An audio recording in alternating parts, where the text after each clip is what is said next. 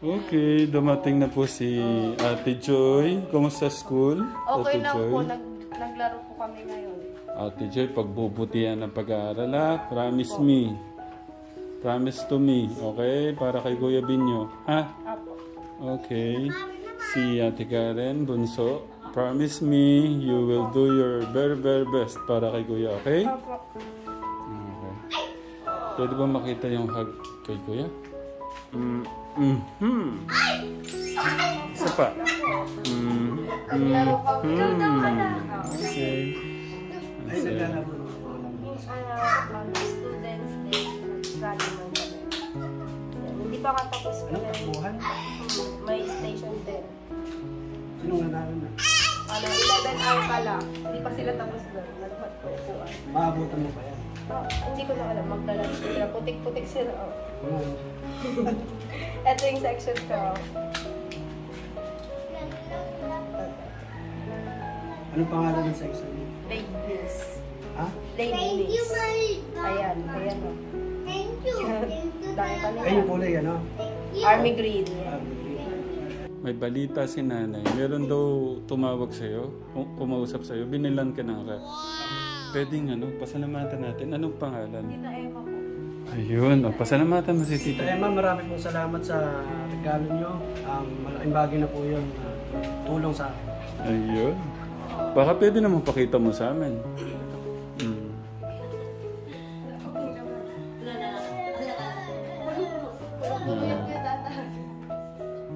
Buksan mo. Sama na kayo, puno-puno yan, dahan-dahan.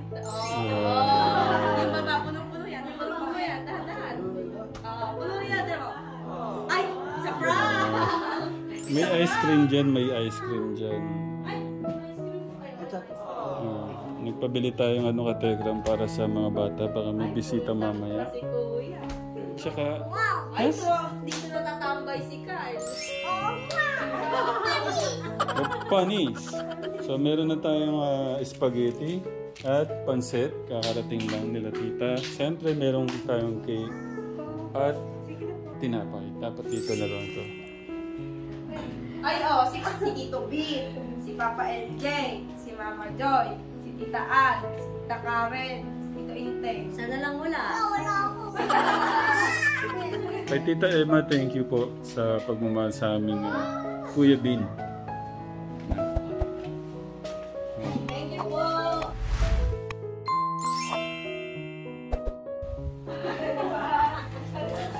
Sabay. 1, 2, 3. Sa kwarto. Ikaw mo dyan ay magkukulan. Ay, so maging tiyong tayo na eh. Nagurot ka pala dito sa puwet eh. Ay! Sumpang-buwan siya eh. Ay, nahihirapan eh. Hindi pa naliligo.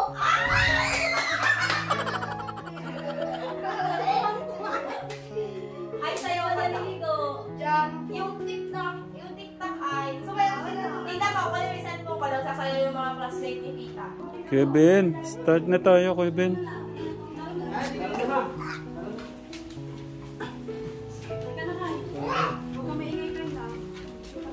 Okay.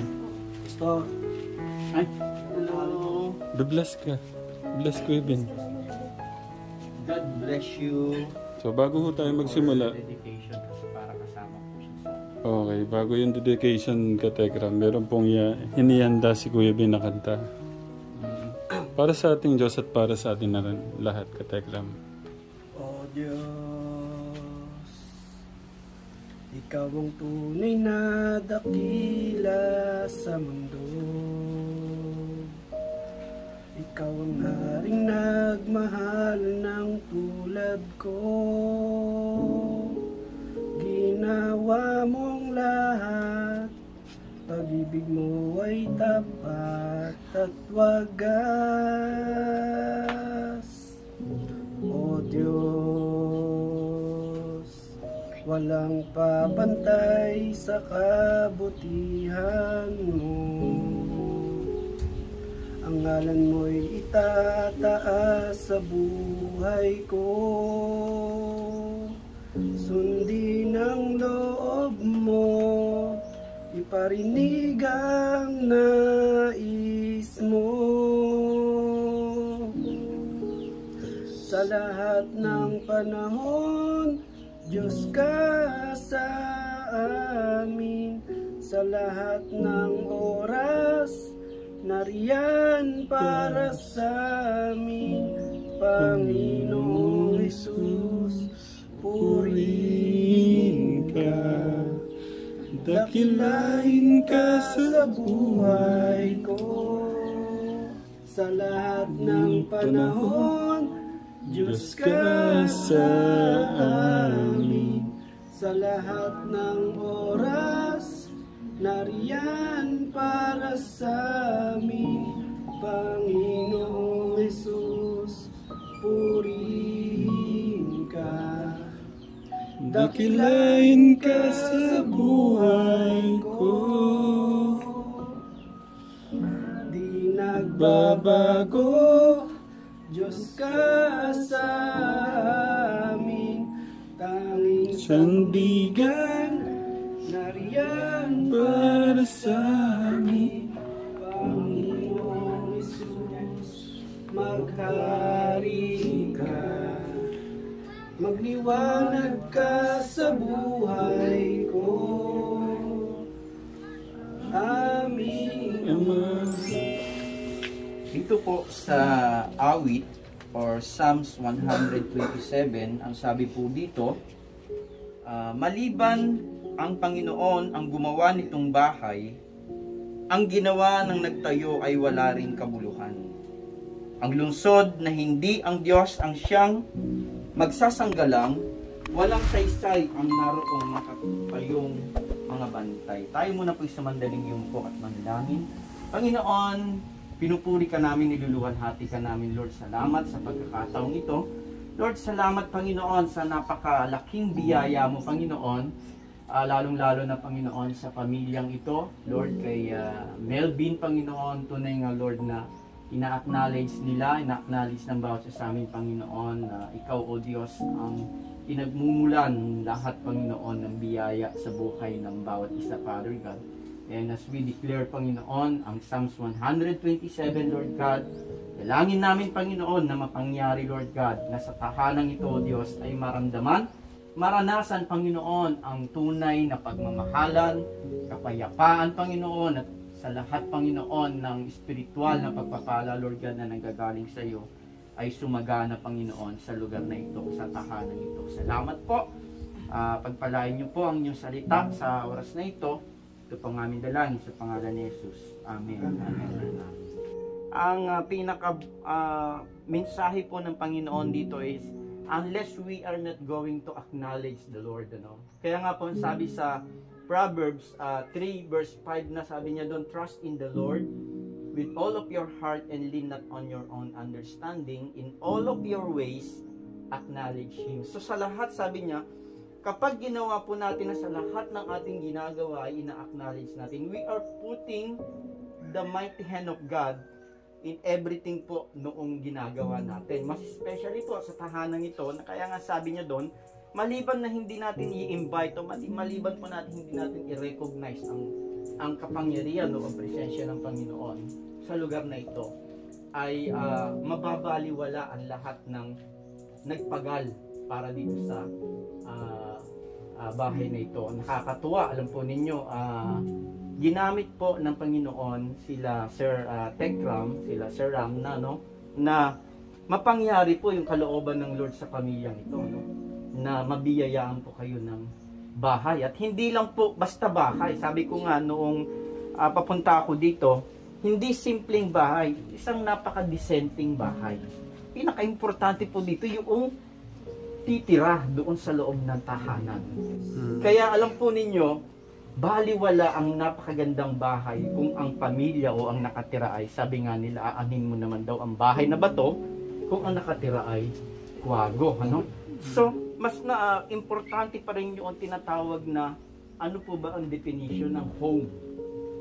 So, pag sinabing home, tahanan, ay kinakailangan, gusto ko pong i-acronym po yung word na home. Letter H po is, there must be meron po dapat harmony, letter H, ano? Masasabi mong tahanan, pero pag uuwi ka, hindi mo mararamdaman na, tahanan ba to? Bahay ba to? Ano, di ba? Hindi kayo nag-uusap na magkakasama sa bahay. So, hindi mo pa rin i-define o matuturing na ito ay tunay na tahanan. Kaya napakahalaga po. We are defining home is there must be a harmony. Kaya nga po, kung merong harmony, we are ating pong ang tawag dito, ating pong ina-acknowledge ang presensya ng Diyos. At gusto ko pong i-share na ang Panginoon po ang siyang lumikha ng pamilya. Okay? Ang Panginoon po ang siyang kung lumikha ng tinatawag na relasyon. Kaya sa totoo lang po, napakahalaga ng relasyon sa ating Panginoon. Kaya nga po, wag mo nating hahayaan na yung harmony mawala sa loob ng bahay. Opo? Kasi yung harmony po, pag merong mamaya, baka maunahan ko yung message, ano, napakahalaga. Wag mo nating kakalimutan yun. Yun nga, pamilya, minsan nag-aaway-away. Bakit? Dahil walang harmony, walang pagpapatawad, ano? Nagkamali, hindi alam, hindi marunong unawain, hindi matanggap, ano? So, yun po yung number 1. And number 2 po, yung letter O po, it's an obligation. Merong obligasyon ang bawat miyembro ng pamilya. Tama po? Hindi po pwedeng si tatay lang, si nanay lang, si ate lang, si kuya lang. Everybody has this obligation po. To build a better and brighter home. Tama po? So, pinagtutulungan po. Minsan, parang hirap na si nanay. Pagdating lang sa pag-uurong, puro si nanay, ano? Simple lang, paglilinis lang. Pero alam niyo pagdating sa magulang, napakalaking bagay yung, Nay, tulungan na kita. Nay, ako na yung maglinis ng ganito. Nay, ako na yung ganyan. So, meron obligasyon ng bawat isa. And number 3 po, yung letter M po is model. Dapat medyo, alam ninyo, napakagandang mapakinggan na, itong pamilya nito ay ang ganda ng samahan, nagmamahalan. And lastly po, yung letter E, empathy. Ito rin po yung, sabi ko nga kanina, pinakamahalaga. Ano po yung empathy? Nagdadamayan. So, yung nandun po yung compassion ninyo sa bawat isa. Actually po, ang Bible, ang salita ng Panginoon, hindi lang naman sa family. Hinihingi ng Lord na magkaroon tayo ng empathy, ano? Kahit sa kapwa natin. Actually, yung pong encounter ni Sir Tekram, ni Sir Ram kay Sir Melvin, ano? That is what you call empathy. Ano po? Nagkaroon siya ng compassion, nagkaroon po siya ng kabigatan to help. Ano po?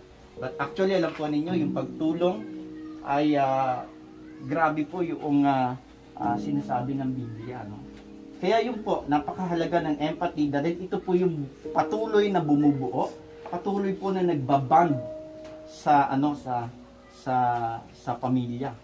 Pag may nagkamali si kuya, patawarin, tanggapin. Kaya sabi nga ng Bible, mahalin mo ang iyong kaaway. How much more kaya yung membro ng pamilya, di ba? Para maayos, maging okay. So, pagdating ng panahon, makikita ninyo yung pinakaloob ng bahay ay mas maganda. Mas mararamdaman po natin na ang presensya po ng Panginoon ay nandoon sapagkat mayroon tinatawag na tunay na pagmamahalan. So ito po yung 4 na dapat po natin tandaan. Isang napakalaking biyaya po sa inyong pamilya at ako naniniwala ako na mas malaking biyaya kay Sir Tekram, nagkaroon siya ng pagkakataon na mai-share yung i-dedicate po natin itong bahay na to kay Lord. Samahan niyo po ako, ipag-pray din po natin sila, na yung kanilang ginagawa ay dumami, alam po ninyo, this is a godly principle. Yung ginagawa po nila Sir Tekram, it is a godly principle. Kaya po, declaring po na, Sir, 100 times, alam po ninyo, habang ginagawa ninyo ito, it will multiply, dito lang sa lupa. At habang ginagawa po ninyo, you are investing, sabi ng Bible, you are investing your treasures in heaven. Sa ganitong bagay po natin ini-invest yung ating yaman sa langit. Sabi ng Bible, pag naupo daw ang ating Panginoon sa Matthew 25, kung babasahin niyo, pag naupo na si Jesucristo sa kanyang trono at huhusgahan ng mga tao, sasabihin daw niya sa kanyang nasa kanan, pumarito kayo, aking mga aba, sabi niya, sapagkat nung ako'y nagugutom, ako inyong pinakain. Sapagkat nung ako'y walang madamit, sabi niya, ako inyong binihisan. Sapagkat nung ako'y nauuhaw, ako'y kanyong pinainom. At ang tanong ng iba, Panginoon, kailan ka naman namin nakitang nagutom? Panginoon, kailan ka naman namin nakitang nawalan ng damit? No. Sabi ng Panginoon, kung ano yung ginagawa mo sa kapwa mo, ginagawa mo sa akin. Kaya, ito pong ministry po na ginagawa nila ay it is a godly ministry. Kaya declaring po na mas yung pong biyaya ng pamimigay ng bahay po ay sana po marami pa pong tawag dito, yung may mga kakayanan po sana ma-challenge na mamigay din sila ng bahay. Actually si Sir Manny Pacquiao, totoo po yun, talaga namimigay po siya ng bahay out of his wealth. So sa oras pong ito, ang pagde-dedicate po natin ng bahay ay through anointing of oil. Kasi ito naman po ay biblical po talaga na ang langis po ay it symbolize the very presence of the Lord. Amen. Amen. Amen. Sige po.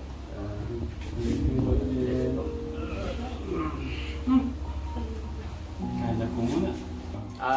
Ako din po. Actually po, birthday ko po ngayon. Ayun! Happy birthday to you! Happy birthday to you! Happy birthday! Happy birthday! Happy birthday to you! Happy birthday po, Pastor! Okay lang, Kevin? Pwede pa tabi? Matagal na naman bago tayo magkita niyan. Ayos lang. Pero sobra kita mamimiss ko, Kevin. Ganon din po.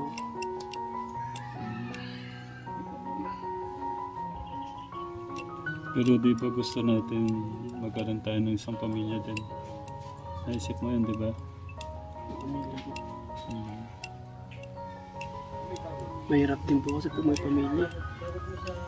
Paano mahirap sa'yo, Kevin? Mahirap po para sa akin.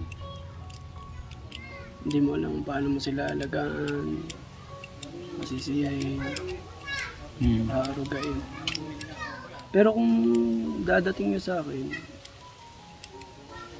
masaya ako dahil di ko naman pinipigilan yung pangyayari, yung mga mangyayari na gano'n. Kusang dumarating po yun.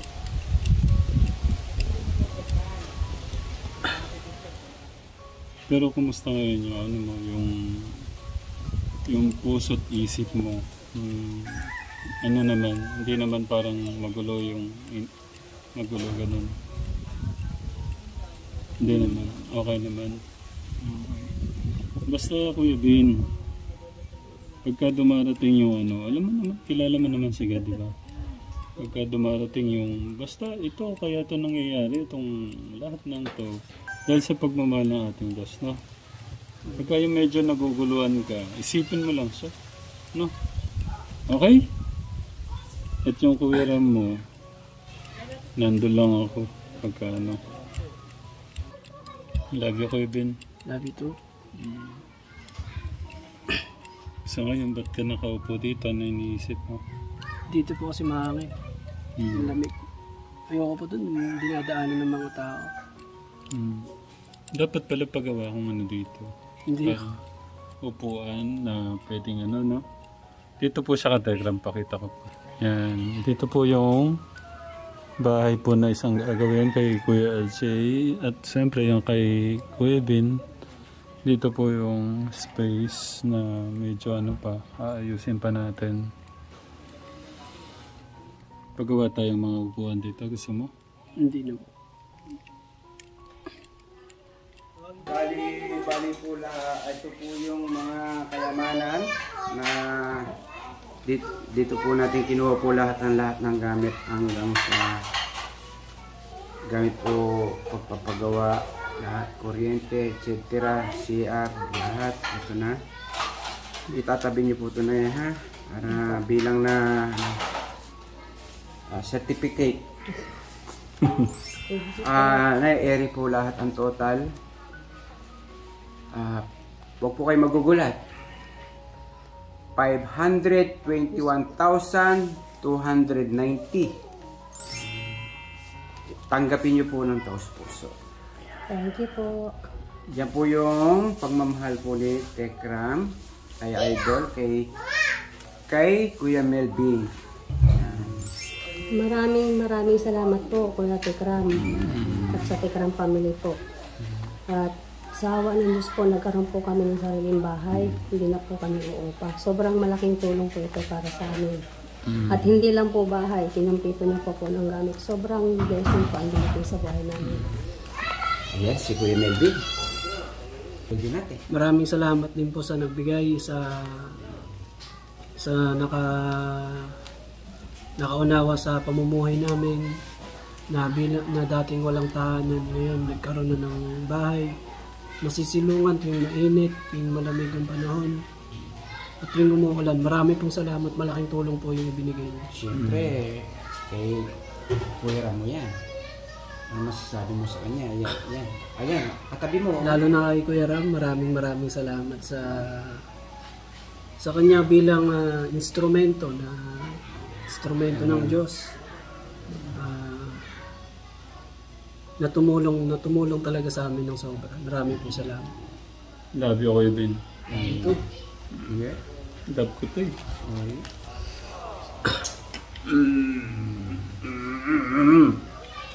Wala, mamimiss natin si Kuya Ben. Matagal na naman tayong ano naman yan eh. Siguro talagang tadhana yan. At kung yung naman namimiss niya, madali lang yan. Malapit lang yan, Kuya Melvin. No? Tumawag ka. Yun.